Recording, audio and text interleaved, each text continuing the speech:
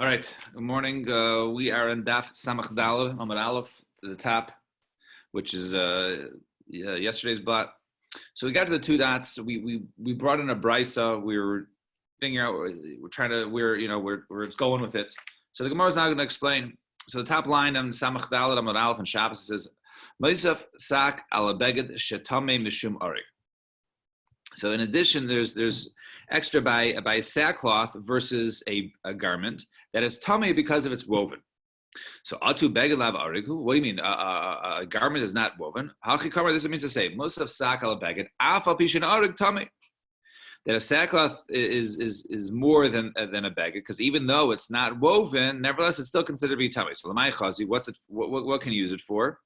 Right, even the simple amount of sackcloth. So because a poor person can go ahead and take a couple of strings together of sackcloth and give it to his daughter, and she'll be happy with such a necklace. So Tanar Rabbanan, sak ainli el sak. So I only know a sackcloth. Minay l'rabbis is a kilkli v'sachavik. So where do I know that in terms of tamei, when this is the pasuk by Tumas Sheretz, right? That one of the creepy callers, the Shmona Shratzim, if they're dead and one comes in contact with it. So that's only said by sackcloth. Minayla rabbis is a kilkli v'sachavik. Where do we know these two different, straps that hold on the saddle, whether it's the belly strap or the chest strap, right, underneath the animal? Tamaleimar, therefore it says the word o sak, right? The extra word o comes to include not only sackcloth, but even other items such as these, the kilkli nechavak, are included. Why? And you might, so those, since those are made of similar material of sackcloth, those are included. But maybe I would think also to include ropes and measuring tapes or measuring ropes, right? Therefore it says sak. Therefore it says sak. In other words, there has to be similar to a sackcloth. What is the qualities of a sackcloth? Just like sak is spun and woven. So to anything which is spun and woven, those are included with tuma by Tuma Sheretz, and which would exclude the ropes which were not spun and woven, because those were just woven, but those were not spun, right? Those threads were not spun. So harehu aimer b'meis. It says over there by mace, by Tumas mace. So that was by Tumas Sheretz. Now we transfer over Tumas mace. It says over there v'chol kli or v'chol mais izim v'chulei. So the pasuk over there says anything made of leather or anything made from goat hair. So it says over there, tischato, right? Those over there will be tame, right? So the rabbis hakilkli v'zachavak. Over there it comes to include, right, those the two straps of a saddle, right? The belly strap or the chest strap. So Yachoshini Marbesa Chaval Vesa Hamishichos. You might think also to include over there the tape measures or the ropes and the dinu. You could say maybe you could run a svara. So Timia b'sheretz v'timia b'meis. It says Tuma by sheretz and it says Tuma b'meis. Masha Timia b'sheretz le'timei ela taviv arig. Just like by Tuma sheretz we saw earlier, the first brisa we brought today. We said that which becomes tamei when it comes in contact with a sheretz is only something which is spun and woven. So too, when it comes to tumas mace, only things which are spun and woven are tamei. But when it comes to ropes, which are not spun, they're only woven, so that should be excluded. So Gemara says, hey. Well, is this a good logic? Well, who says that logic would work? Because in a case of Tumas Sheretz, maybe the reason why we don't include other things is because we're more makel. Therefore, we don't include things that are not spun. But when it comes to Tumas Mace, which is more chamor, which is 7 days, right, which is more severe type of tuma, maybe then it's such a case we should say that maybe things that even if they weren't spun, such as a tape measure or a rope, those things should become tummy. So Tamaloimar, therefore it says beged v'or. It says in both places beged v'or. The gzeira shava for gzeira shava. So nemer beged v'or b'sheretz. It says by beged v'or when it comes to sheretz. All right, and then the Neman also says in the Psukim by mace, it says beged v'or b'mace. Ma beged v'or ha'omer b'sheretz lo timela b'tavi v'arig. So just like over there by a case of sheretz, it only says beged v'or, and we include only things that are spun and woven. And so too by when it's by mace, only things that are spun and woven to exclude rope and tape measure. So now let's take a look at over there when it says by tumas mace, right? We're at the first wide line. So it says over there it says beged v'or when it says by tumas mace, and it's tame kol ma'ase izim, anything made from goat hair. Af beged v'or hamur b'sheretz tame kol ma'ase izim. So too, when it says beged v'or, should also include anything is tame tumas sheretz if it's made from goat hair. I only know things that come from goat hair. And how do I know things even came from horse tail or cow tail? Therefore it says osak, the word o. The extra word o comes to include even things that made from horse tail or cow tail. So Gemara says, what do you mean? Well, we just said 7 minutes ago, we just said v'hav kisei lekilkli v'chavak. We just said, no, the word O came to include the two straps when we were discussing, that was the first part, right? It came to include the straps underneath the saddle, whether the belly strap or the chest strap, right? So those were included from the word O. So how could you use the word O twice? So the Gemara says, Hani mili makme delese gzer shava. That was before we had a gzer shava. Before we didn't have a gzer shava to learn out that spun and woven. So hashda us the gzer shava, but now that we have the word beged v'or that we can use from mace, tumas mace, and the word beged v'or used by tumas sheretz, therefore we can learn now one from another, and therefore we have an extra drasha to be able to go ahead and darshan. We can use the word o to darshan that o comes to include, right, not just the straps, because those straps are included, because those straps are made from spun and woven materials. Rather, we could even come to include the anything that comes from the tails of horses and cows. The Gemara is going to explain. So, Hani Mili Makadilaz Gzer Shava. Hashta now, the Os Gzer Shava, I see there. The Ainli Ella B'Sheretz, I only know B'Sheretz, but Tumas Mace Minayin. How do you know by Tumas Mace also to say that the horse tail is included? Of course, it's V'dinu. You can say it's logical. Tame b'meis v'tame b'sheretz. It says tuma b'meis and tuma b'sheretz. Ma kshetime b'sheretz asa davar haba mizavna suv mizavna hapara mikamais izim. Just like by tuma sheretz, we say that anything comes from the tail of a horse or a tail of a cow is included in something that came from a goat from the word o. Kshetime b'meis asa davar haba mizavna suv mizavna hapara kamais izim. So too.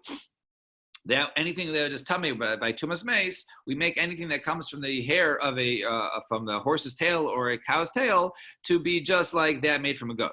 So Gemara says, hey, wait, can you make such a lago just automatically include that? So here betumas erev shehi meruba. Right now, actually, the Gemara is sort of going the opposite. The Gemara is saying, wait, if you say by tumas sheretz, maybe the reason by tumas sheretz we want to include horse's tail and cow's tail is because it's very common, right? It often occurs when I was by tumas sheretz or things that can become tummy for one day, right? Things that become tummy for one day, as Rashi points out, right? Any maga, any type of if you touch somebody who's tummy tumas mace, or a nevela, or a sheretz, or shikva zera, or a zav, or any of these cases, those are one day. So that's very common. So maybe since it's something very, very common, we'll include even the horse's tail. So nirba betuma shiva shi muetas does it automatically mean we'll include something which is more, right, a very minority of cases. Why is it minority of cases? Because, right, the only time a person is tummy tumas mace is if he comes in contact with the actual corpse. So therefore, therefore, since you can't learn it out logically one or the other, therefore, therefore it says beged v'or l'gzer shava. Therefore it says the word beged v'or l'gzer shava. So nemer beged or b'sheretz, nemer beged or b'meis. It says the word beged or both by sheretz and by meis. Ma beged or hamur b'sheretz. Asa davar haba mizana hasus mizana para kamais izim. That just like by tumas sheretz, it made anything that comes from the tail of a horse or a cow, just like if it came from a goat. So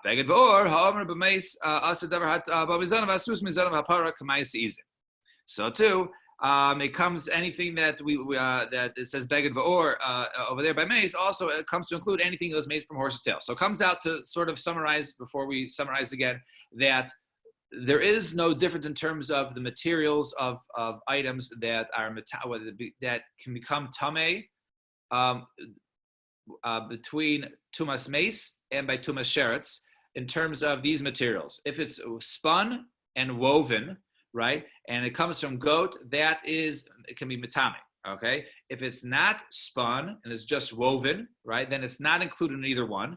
And if it's horses, if it comes from the hair of like a horse's tail or a cow's tail, it's also included. And that's learned out from the word beged or both by mace and by tumas sheretz, and the extra word beged by tumas sheretz to include also the horse's tail, and therefore they're learned out back and forth one another.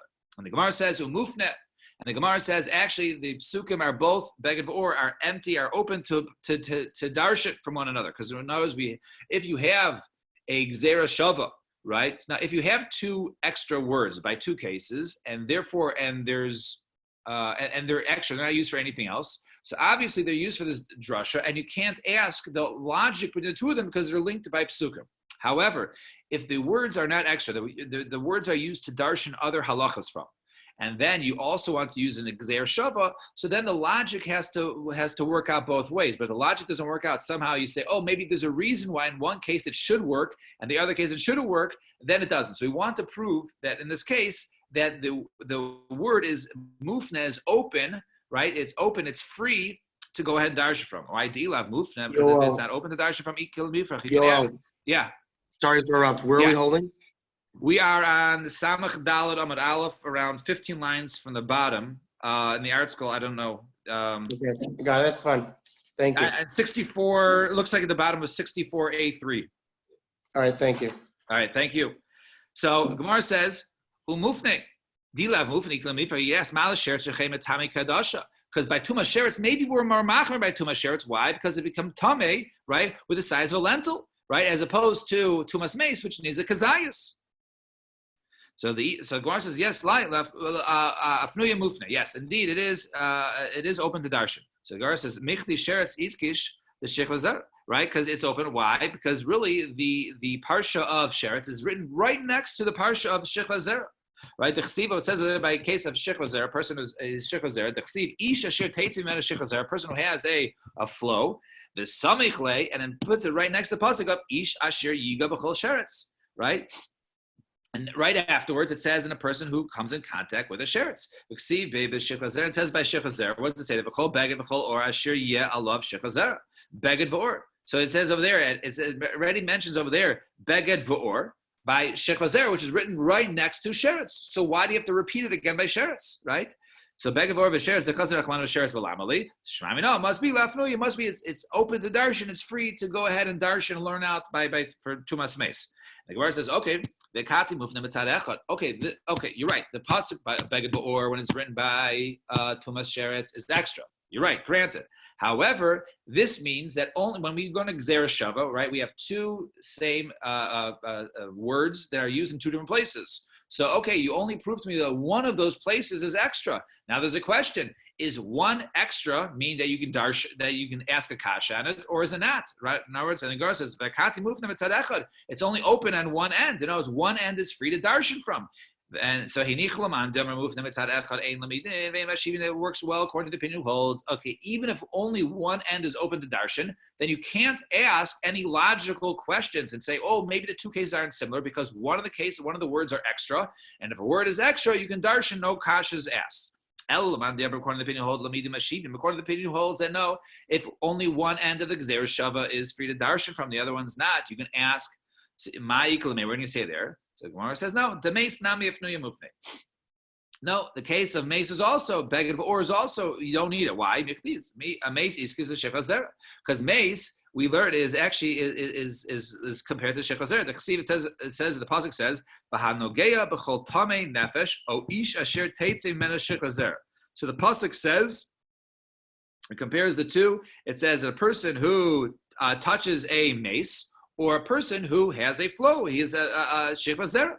So it says the two of them the same sukkim. So they're compared to one another. So if they're compared to one another, and it says beged v'or by case of shechvazera, therefore you don't need beged v'or when it comes to mace. Why do you say the word beged v'or when it comes to mace? It must be it's extra, and therefore you can use it for the gzera shava. Because of shechvazera, v'chol beged v'chol or. So beged v'or kasser achmana b'mace lamali. So why do you use the word beged v'or when it comes to mace lamali? Shemami no, it must be lafnoi. It must be that it is extra. Fine. Now, the two dots. So the Gemara, so we brought in by Tumas Mace, where it was referring to by the Milchama with Midian. Whenever they came back, they were assumed to be Mitame Tumas Mace because they came in contact with corpses. So it says, "V'nakri this korban Hashem isha shir matzah klizav atzadav etzami v'tabas agil uv'kaimes." So it says over there, we're going to offer a korban to Hashem. Anyone, they're going to bring in all these different kalim, these gold vessels that they brought in, right? Rings, right, and bracelets. And it says over there, and they brought in agil and kumas. Agil and kumas. What were they? So Amar Rabbi Elazar. Agil is a defus shel dadim, right? It was basically it was like a golden or metallic type of ornament, I guess, that was made that appeared like the chest of a woman. And Zeldofus and the Komez, and what was Komez? Zeldofus Shabeis Harechem, and that was like a similar thing that was made with the image of a womb, right, of a woman's womb. So those are these types of ornaments that were brought. And Amar Rav Yosef, if that's the case, that's the reason why the mitargim machuch, right? You know, when the darshan's the word in the Torah, when the targum of I guess Komez, right? So it says mitargim machuch.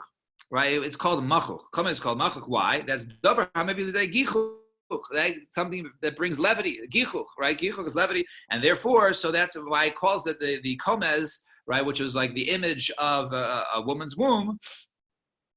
Is called machuch. And Amarle Rabba, so he says no, even the word itself, Shema Mina, it says komez kan makom zima. What does komez mean? It means kan makom zima, right? This is a place of zima, right, which is arayas. So in other words, that was the Shana word itself. And then it says Vayitzav Moshe al Pekudei Achayil. Moshe became upset. Amarav Nachman Amarav Hu Amar Lehen Moshe LiYisrael. So Moshe Rabbeinu said to Yisrael, Hashema Chazartem L'Kilchucha Harishay. Now you guys were sent out to go ahead and wage war on Midian because they tried to go ahead and seduce our people, and many people were killed. So we went to go take care of Midian. So perhaps now you guys are coming back to bring karbanos. Sounds to me like you guys returned to their original sin. So he answered, Amrlo, Lai Nifka Mimeno Ish. No, nobody failed, right? Nobody fell. So if that's the case, why do you guys bring kapara? Why do you guys bring kabanos? So it sounds like you're guilty of something. So Amrlo, right? Just because we didn't act upon we didn't do any aveiros in action, does that mean that all our thoughts, our were pure? So miyad immediately v'nikra was korban Hashem, and immediately they brought a korban Hashem. So Tanan debate Rabbi Shmuel, so it's taught of there in the house of Rabbi Shmuel. Yisrael what was the reason why they need to require to bring a kapara? Mipnei shazanu. Because over there, their eyes were, I guess, their eyes, looked at things that were not appropriate. Whether we look at erva, number of sheishes. What was the reason why over here when they listed the different tachshitin, the stuff that they brought back was listed, the stuff that are both public ones like a tabas, like a ring, and the stuff that are normally covered like a kumas, right, which was, we said, the image of the woman's womb. So he said in other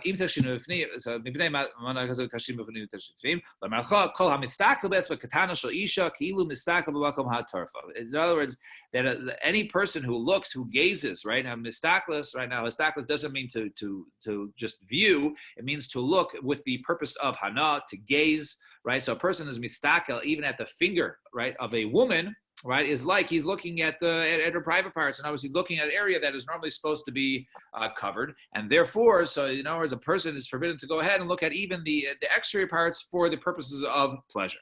Fine. Now Mishnah. The Mishnah says, all right, the top of Samach Dalad Amud Beis, 5 lines on the top. Yaitza Isha b'chutei Sarah bein mishalah bein mishachaverta. A woman is, now we're going to list items that a woman is allowed to go out with. In other words, those things, in order to qualify to be able to go out with, it's either worn, right, so lavush, or it's an ornament, right, where we do not have any fear that you're going to go ahead and take off, right? If it's something that you're not going to go ahead and take off, we're not worried you're going to carry it in the Rosh Hashanah. So a woman's allowed to go out if her hair is tied up, right? Whether it's her own detached hair or the hair of somebody else, or even the hair from an animal.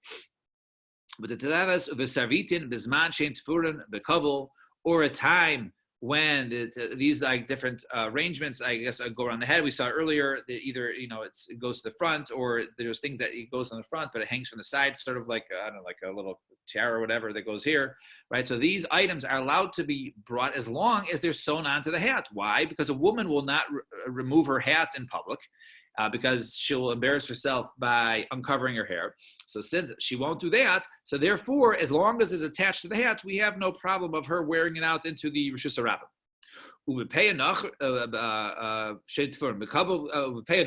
Right? So we say over there,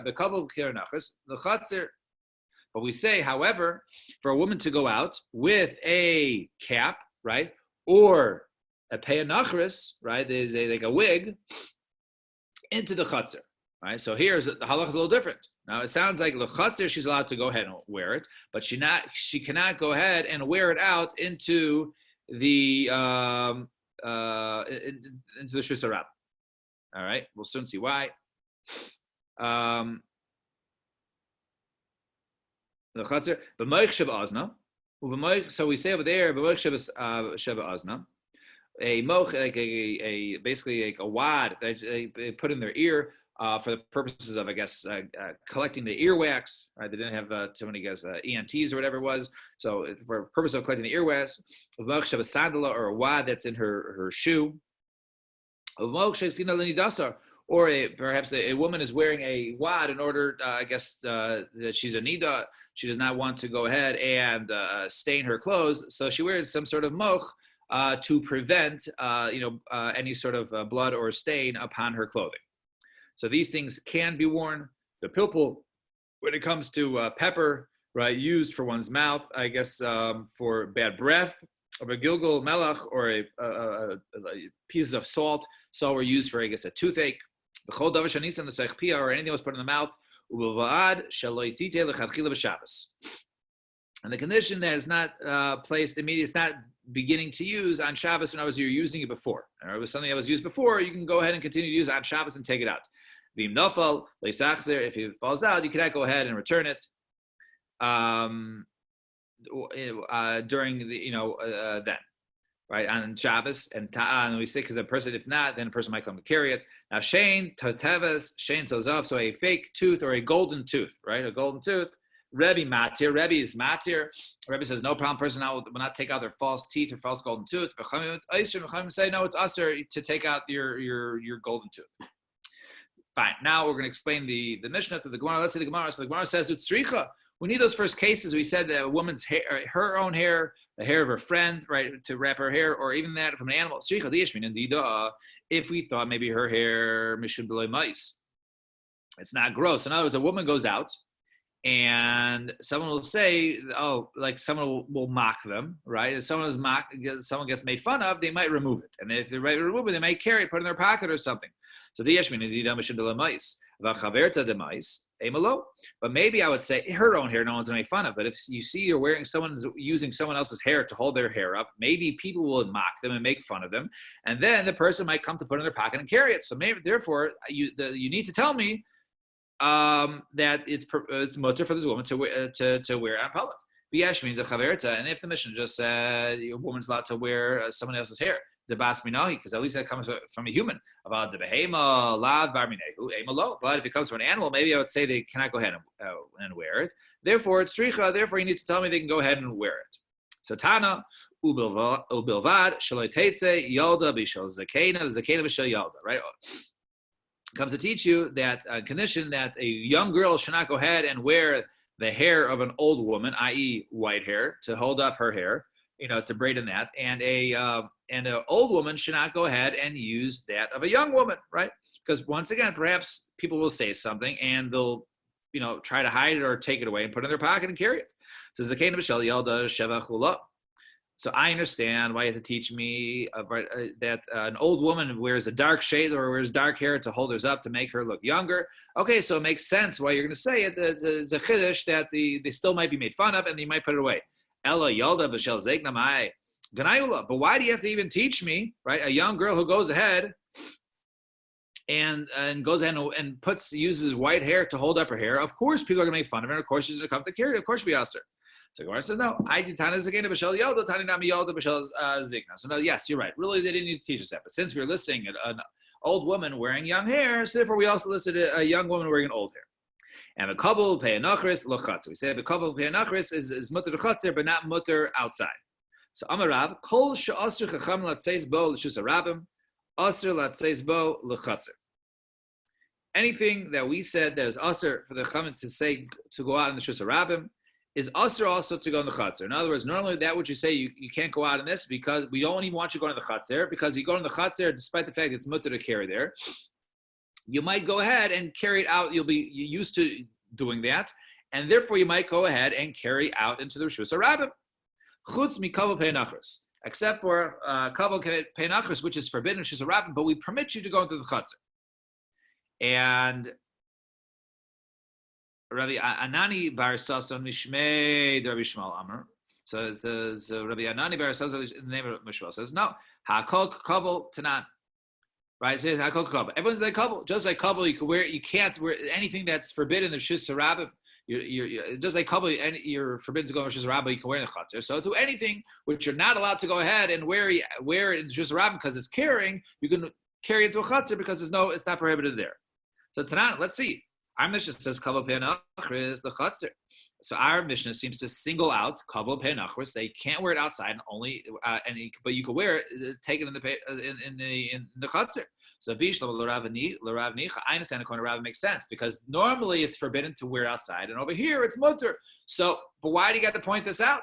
If that's the general rule, obviously this is the exception. El Rabbanani bar Sasan kasha. According to Rabbanani bar Sasan, it's a kasha. So Rabbi Anani bar Sasan Mishmei Deman Kamar like who does he hold like? Mishmei Rabbi Shlomo Rabbi Yaisi. He holds like the opinion of Rabbi Shlomo Rabbi Yaisi, and Rabbi Shlomo Rabbi Yaisi Tanu Polik. He argues in our Mishnah. He actually holds, our Mishnah is mashma the other way, but there's the other Tanu holds that no, anything that is usher to go in the Shus Harabim is always mutter in the Chatzar. Obviously, if it's not mukshar or anything, but in terms of carrying, there is no issue. The Rav, Maishno, honey. So Rav, why is this different? Why is this hat or this penachra is different? Why is she allowed to go in the Chatzar? So Amrullah Kadei Shalot, he's gana al baila. In order that she doesn't become disgusting or non-pleasant looking to her husband, right? We don't want her to be disgusting to her husband. We want her to look presentable to her husband, and therefore we allow her to go ahead and wear that out in the chatzar. Kedetana the Nerbaisa says Veidav benidasa. Pasuk says she shall remain in her nida. What does that mean? Says Zakedim Rishonim Amru. The original Zakedim the Darshan says lo tichachol, lo tifakus, lo tiskashet. A woman shouldn't go ahead and put on makeup or eyeshadow or adorn herself. In other words, make her look beautiful. She should be a nida, right? And by being a nida means you don't go ahead and make yourself look attractive. And you don't go ahead and wear colorful clothing. Ad shabo Rabbi Kiva, until Rabbi Kiva came with Vilimet and Darshan in Kain Ata Megona al Bala. You make her disgusting to her husband. Benimsa Bala Magarsha, and he's going to want to come to divorce her. So what does it mean that she remains in her nida? It says, but he does it. No, she remains in nida not just until her cycle ends, but until she goes into the water until a mikvah. And Rav Yudah Rav Kol Makom She'asur Chachamim Pnei Maras Ayin Afilu B'Chadri Chadar Asur. So says Rav Yudah Rav, famous statement. Anything that is asur because of Maras Ayin, the people see the person doing it out in public, is asur even though Chadar Chadar, even if no one sees. Now, if something is forbidden because it looks like you're doing something wrong, so if no one's looking, then I can do it. No, Afilu Chadar Chadar, even inside your inner rooms, it's still asur. And such examples, Tanan, V'lo bezug, Afi Shepaka. And so it says that we learn in the Mishnah. So it says, and not with a bell, right? Even though an animal should not wear a bell on Shabbos, because when an animal goes out with a bell, it looks like you're going to go ahead and sell it, right? So it looks like you're appearing to sell it. So it says, so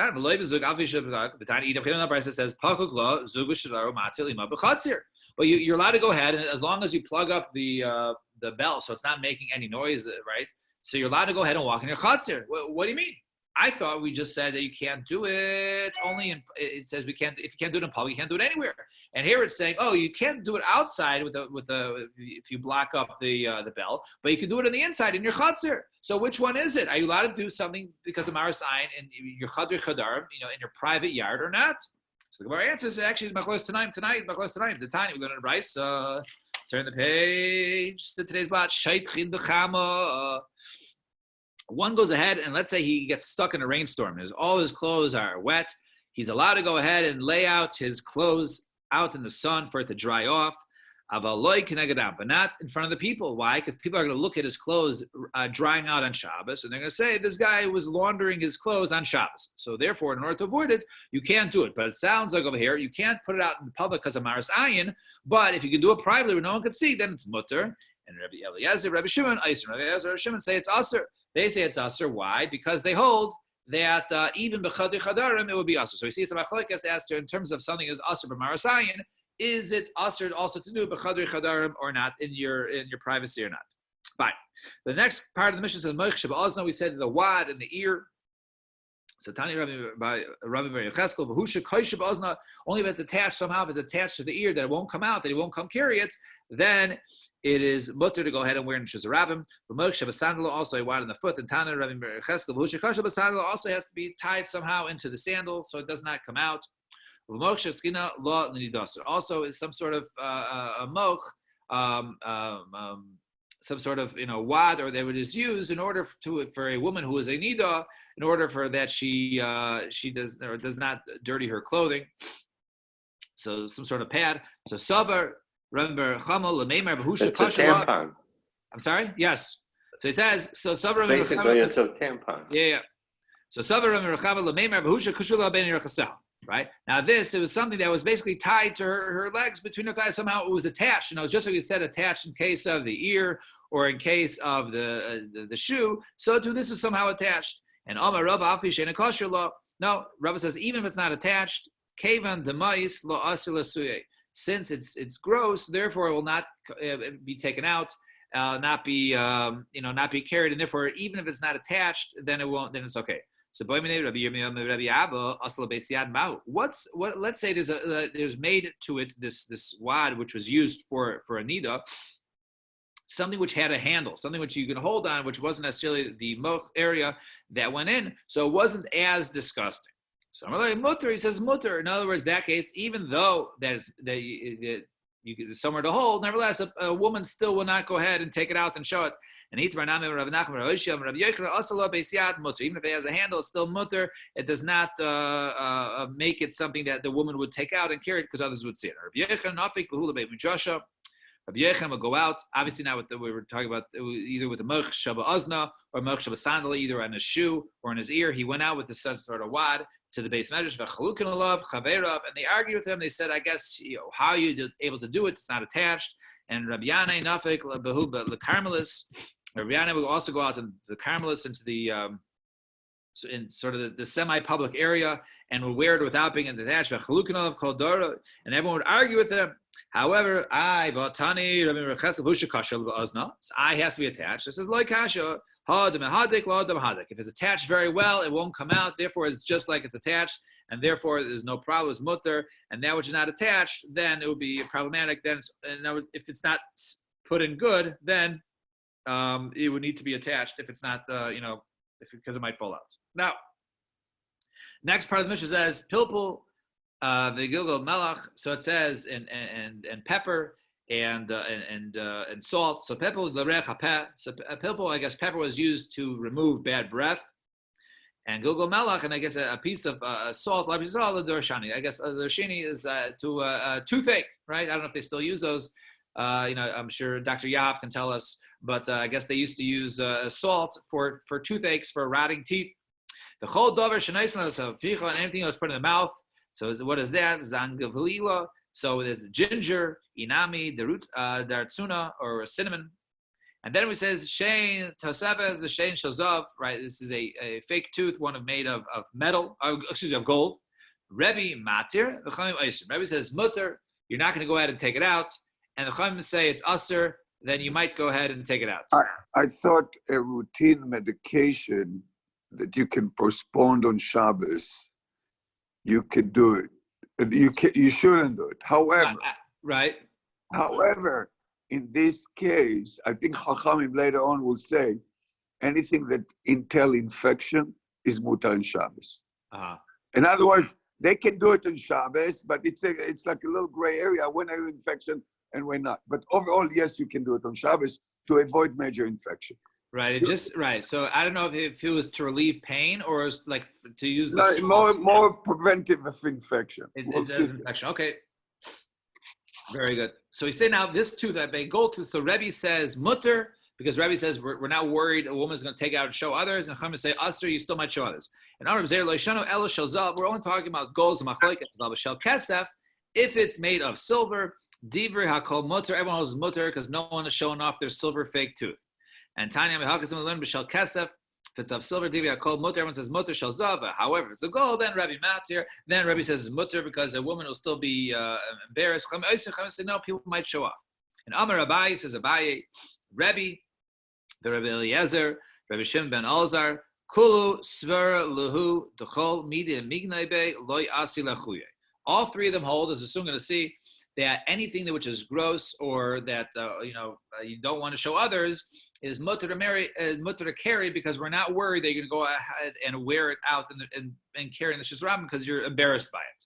So Rebbe Hadamran. So Rebbe is our first case. A woman is missing a tooth, right? And they have a silver tooth, a fake tooth instead. They're not going to take out their fake teeth. So therefore, it's mutter to go out in your fake teeth because you're embarrassed. And Rabbi Eliezer, the Tanya, Rabbi Eliezer, we said earlier that wearing this flask of fragrance is mutter. Why? Because a person's not going to go ahead and take off the fragrance and say, hey, smell this. You know why I'm wearing it? Because I stink, right? So therefore, they're embarrassed of the body odor. Therefore, it's mutter to go ahead and wear it because we're not worried you're going to go ahead and carry it. And Rabbi Shimon ben Elazar, the Tanya, we learned about Klal Omer Rabbi Shimon ben Elazar, Kol shu lamata mina sivka yaitza mina bo lamala yaitza bo. So anything that is underneath the hat, anything that's worn underneath the hat, the woman is allowed to go ahead and wear out. Why? Because a woman's not going to go ahead and remove her hat and take it off. She'll be embarrassed. So since she's embarrassed, you're allowed to wear that. Obviously, it has to be levush. It can't be something which is musui, something which is carried, but something which is worn underneath the hat is mutter because we're not worried a person is going to go ahead and take it off. And lamala mina sifka, but however, if it's worn on top of that, any yaitza, then you can't go ahead and wear it out. Fine. Naya Mishnah. Mishnah says. Naya Mishnah. There you go. Right. Yaitza besela sha'al hatzinis. So one is allowed to go out with a coin, sell a coin on the wound. On a wound, we'll soon see on a wound on a foot. It helps for the healing. Have banais ktanos yaitzes bechutin ve'afilu bekismin shevazneyam. And young girls, they used to go ahead, I guess, pierce their ears during a young age. However, they didn't necessarily have earrings then. They had earrings later on, but they pierced their ears. They didn't want their holes to close up, so they would put either strings or splinters or something in their ears, and they were allowed to go ahead and go out with those. We're not worried they're going to go ahead and take it out. Arviyais, yaitzas, rulais, and the Arab women or the Aruviyais, right? They would wear these wraps around their heads. Basically, that would cover their face and everything but their eyes. And medayas, and they would wear propros. I guess these buttons or whatever it is. They would like a cape to cover up what they're wearing, and they would tie it on top of some sort of. We'll soon see some sort of item to keep it closed. So that was also mutter. And really, all things that weren't just for them, weren't just for the Arab women or that. Rather, we're just speaking about who wore it. Who wore it. But if another person, if your wife, even though she wasn't, an Arabian, but she wanted to wear that, it would be mutter. And parefes alo oven v'alo egos v'alo tameas. We said over there parefes in terms of wearing. Right, as like the button. So if you use either a stone or a nut or a coin, however, you can do all those as mutter as long as you don't do it for the first time on Shabbos. In other words, we'll soon see what that has to do with. But as long as you started using before Shabbos this as basically to go ahead and cover up that which you're wearing, it was mutter to go ahead and use it basically as your button. We'll explain the Gemara. So the Gemara says, first of all, we said a woman can use yaitza besela shalatzinis. A woman can go out with a sela on her tzinis, so my tzinis, so basara. Right? So it says basically over there, it's basically on the foot. That's something that's a wound, right? And therefore, it's basically for the purpose of healing that they went ahead and they wore this coin, the maishna sela. Why did they use a coin? So lema komi de akushe. If we're talking about no, since it's hard, the coin is hard, so it's good to go ahead and leave it on the foot and use it to help heal the wound. So use a regular shard of something. Just find something else hard. Why do you have to go ahead and use a coin, right? Use a muksa coin. Maybe it's because it's over there, it's metallic. So liable tasa, right? So okay, take another piece of metal and use a metal under there. So elamashum tzura. So maybe it's because there is a tzura, there is a mint on the coin, and that mint from the coin helps heal. So the other pusla, go ahead, a pulsa, go ahead and make a pulsa. Go ahead and take a piece of wood and make a mint on there, some sort of image on there. Maybe it'll help. So Rabbi says, since we permit a seller, Shema midah, kulu malin. All three things are help it. Both are all three. The hard, it's metallic, and that it's because I guess it's hard and metallic. It has moisture, and then also the mint, because also the mint is also helpful for healing this wound. Fine. And habanais yetzel bechutin, and the daughters can go out bechutin. So Avu the Shmuel, the father of Shmuel, lo shavik luhu lebanse denafik bechutin. He did not. We'll learn a couple things about the father of Shmuel. He did not allow his daughters to go out bechutin with the strings in their ears, despite the fact that our Mishnah says it was mutter. And he also did not allow them to sleep in a bed with other girls. Right, the avulu mikvos b'yami Nisan, and then he would go ahead and and he would build them mikvos during the days of Nisan. Now, during the days of Nisan is basically around Pesach time, which is after the rain season. So the rivers, everything were swollen during that time. So during that time, he would not permit it. We'll soon see why. He would not permit his daughters to use the river as the mikvah, rather, or the Euphrates or whatever. He would actually go ahead and make a separate mikvah for his daughters, and during the days of Tishrei, in other words, in the fall, after the summer season where there was no rain and there was very little, the water was much less. So he would so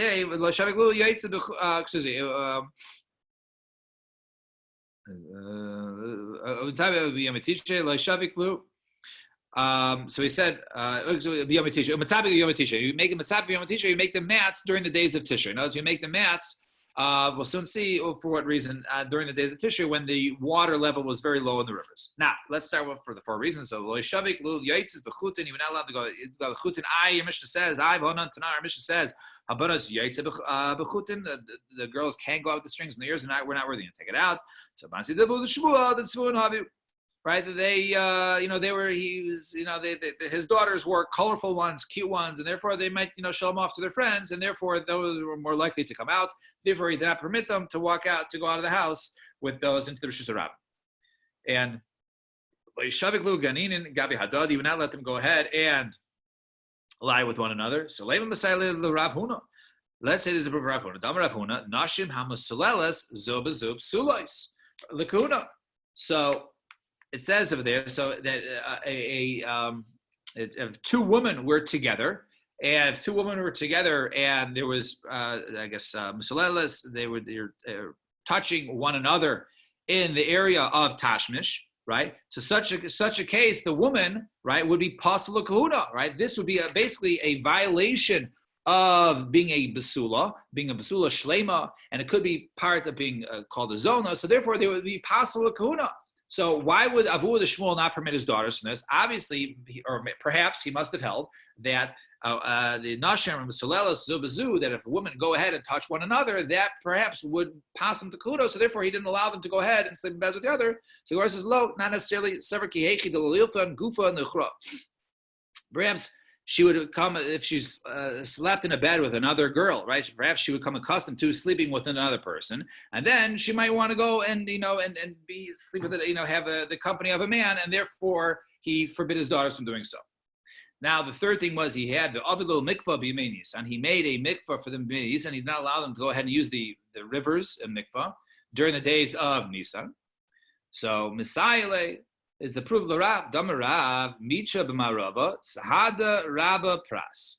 If there was a lot of rain in Eretz Yisrael, so the Euphrates River would be swollen, right? There was a lot, in Bavel, which was further over. So there, the river would be swollen from the rains in over there. So in other words, what? So since there was a lot of rain, so the waters would rise up, all right, apparently, from all the extra rainwater. And savar shelo yirbu hanaitvin ala zeichlin. Now, there's halachas when it comes to mikvos, right? One is spring water, right, and the other one, right, is rainwater. Now, you can have flowing water, but the flowing water can only come from springs, right? That can be from spring water, which is flowing. But the other water that you have, right, rainwater, right, that is basically gathered water. I mean, that's not drawn water, but that's gathered water. That's water from rainwater, which is not moving. So therefore, there's actually, you can't have rainwater which is flowing. Rainwater which is flowing is actually not mutter for a mikvah. So over here, the issue was most of the water was rainwater, and therefore, since most of it was rainwater and it's flowing right from the river, then that's the issue. So since that was the issue, that according to Rav, it wouldn't be mutter to go ahead, or according to him, it would not be mutter to go ahead and use the mikvah, and therefore he went ahead and made several mikvahs during the spring days when the water levels were really high. Right? Shmuel actually held that really that rivers when they get swollen, it's actually not necessarily from the rainwater. It could be that there's more water coming underneath from the ground, from the springs, and those waters that come in, right? Those waters that come in are basically, it's not extra rainwater, but extra spring water, which normally supplies the rivers. And actually, this Quick question. Yeah. Were his daughters married? They eventually were, just not when they were younger. But why would he make mikvahs for his unmarried daughters? Or why would they have to go to the mikvah? Why would they go to the mikvah? They think perhaps they ate with the tahara. Look, obviously Shmuel came after. I mean, he came after the churban, right? So yeah. Why would he do it? So either it was during the time when they were married, right? That could be one answer. Because obviously the ones before were, one of them was prevent them from wanting to get married. So obviously that was, and the things in the ear, so that was actually done at a young age. Let me just see if it says over here. Because unmarried women don't have to go to the mikvah, right? Yeah, but in those days, also, but what about the Canara? They were still giving is their Canara maestros to Kohanim and to Levim. And they had to be tahor in order to give their trumos and maestros to the Kohanim and Levim.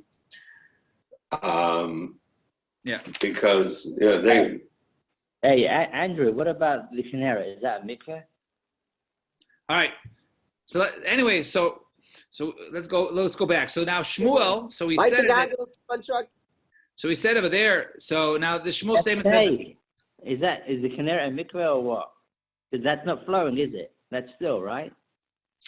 Yeah, but that comes from underneath. So flowing is only an issue if it's rainwater that's now flowing.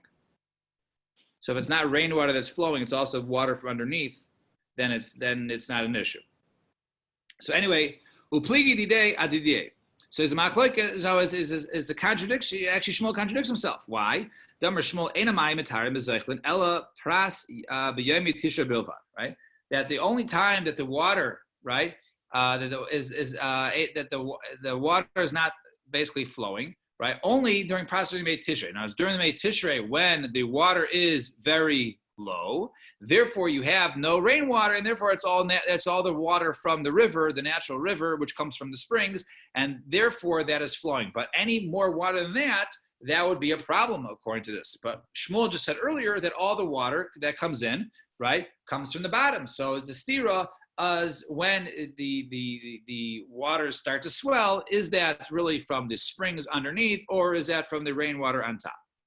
So then we say back in the Mishnah, it says, Parofes ala Evan, you can use a stone. Ivan Marta Reish Parofes, you say you can do it. So why do you say, on the condition that you don't do it today, you just said 2 lines earlier that it's mutter to do?